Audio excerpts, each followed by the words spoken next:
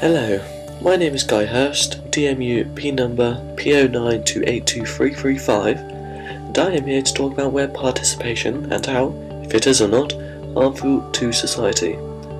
For this discussion, I will be breaking it down into 3 categories based on web participation and overall Web 2.0, looking at Wikipedia, blogs, and also YouTube.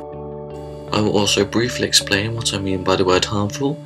By that I mean the misleading of information, which is obviously crucial to our society, the web space where copyright law becomes controversial, and also the impact of Web 2.0 on other platforms of the media.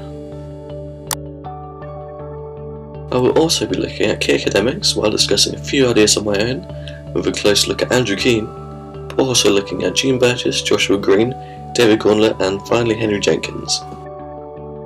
Starting with YouTube, it is a site which could be seen as the best or worst site imaginable, depending on which way you look at it. Bad due to the free space, where a lot of it is unpoliced, and good because it's a popular, diverse application to use for video. However, this messy space allows anything to be posted on the web, truth, lies, fact or fiction, and often there is no way in which to tell them apart, since there is no governing body which has control, unlike other traditional methods of sharing information, such as dictionaries or encyclopedias.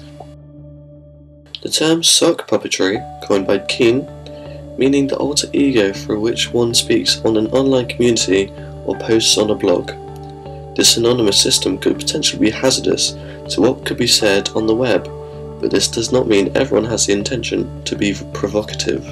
Keane also says, the site is an infinite gallery of amateur videos showing poor fools dancing, singing, eating, washing, shopping, driving, cleaning, sleeping, or just staring onto their computers.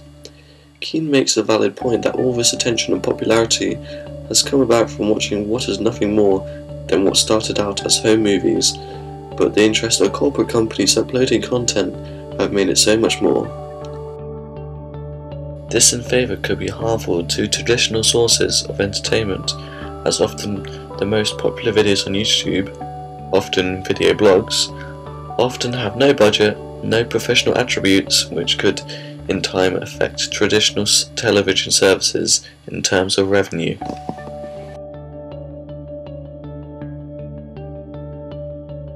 Burgess and Green say that YouTube works as a double function, as both a top-down platform for the distribution of popular culture and a bottom-up platform for vernacular creativity.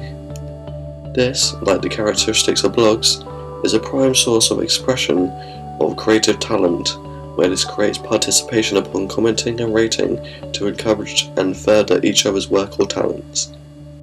The convergence of user and professional would also be the view of Henry Jenkins. We take control of the media as it enters our lives. YouTube and its free nature and its limited rules have also allowed us as the user to have more control over the media, what we read, what we share, and what we choose to recreate or remix. This culture, although previously existed, didn't fully bloom until Web 2.0 made the world of the media a more diverse place, which in favour is a good thing for society. So, Wikipedia, everyone knows it's a unique site which grows from group collaboration and feeds on the participation of its users, but because of this, can it really be a reliable source of news and information? According to Andrew Keane, Wikipedia has become the 3rd most visited site for information and current events, a more trusted source for news than CNN or BBC websites, even though Wikipedia has no reporters, no editorial staff, and no experience in news gathering. I think this is a valid point into how we trust data given to us. We often read any information and redeem it as fact, but because of how popular this site is, it could cause global disruption due to our reliability on sites like these. But at the end of the day, our information could be anonymously fed to us by a 12-year-old who knows nothing about anything. In comparison, Henry Jenkins says the site receives around 60 million hits per day, but as he sees the users working together as a volunteer army in a global frequency network, helping each other for the common good. Keane would disregard this as he constantly relates the typical web user to T.H. Huxley's scenario of infinite monkeys with infinite typewriters, but in this case the typewriter being a personal computer. To To some degree, I agree with Keane, as there is no dominant power to police sites like these apart from the participation of other users, unlike the traditional media sources of information like books or magazines, but the hazardous potential obviously differs from user to user. I think it's too early to say about the future of Web 2.0 and its lasting effects, but right now I think there's a good balance in the need for both traditional sources and a free culture of expression. Now moving on to blogs. Well, blogs also have a big role within Web 2.0 and web participation, which I think holds similar characteristics that relate to other participation sites like Wikipedia and YouTube, in terms of the relay of knowledge and creating with common collective interest.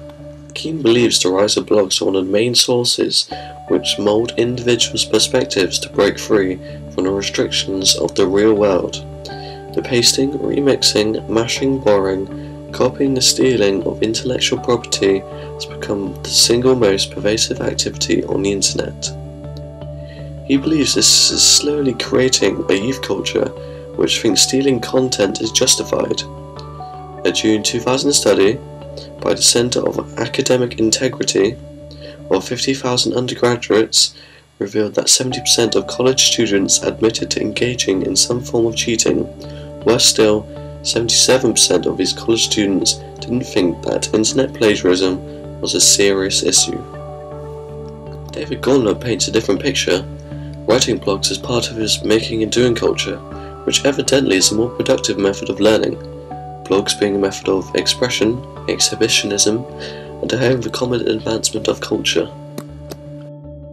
However, the messy space of the web concerning copyright law is nothing short of a trend of history. Until 1891, American copyright law benefited only citizens and residents of the United States. This relates to Charles Dickens and how he earned nothing of the American editions of his novels, even though they were more popular in America than England at the time. At times like these, it's hard to determine what is more important, the popularity or the legal obligations of copyright.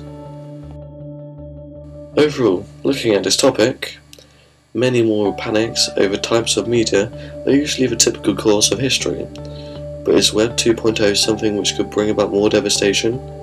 No doubt participation culture does have negative effects, such as the ability to manipulate information or steal hundreds of years of worth of copyrighted material. However, I believe balance will occur to a point which will only excel the positives of free culture and web participation.